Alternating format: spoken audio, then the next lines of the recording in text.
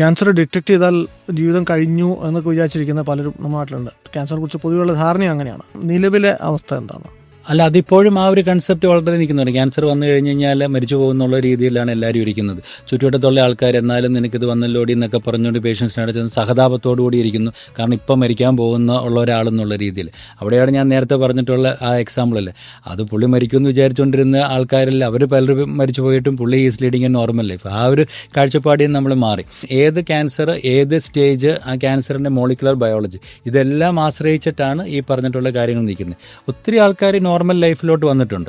ഇപ്പോൾ ഈ അടുത്ത് തന്നെ എൻ്റെ ഒരു പേഷ്യൻ്റ് ഹോച്ച്കിൻസ് ലിംഫോമ ഉണ്ടായിരുന്ന പെൺകുട്ടിയാണ്. എന്നായിരുന്നു ഓഗസ്റ്റ് മാസം 4-ാം തീയതി ഷീ ഗോട്ട് മാരീഡ്.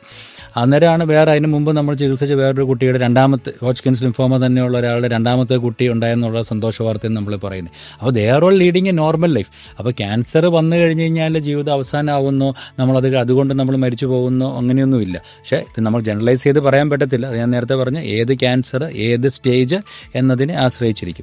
ക്യാൻസർ ബാധിച്ചിട്ട് തിരിച്ച് നോർമൽ ലൈഫിലോട്ട് വന്ന് many people are leading A normal life.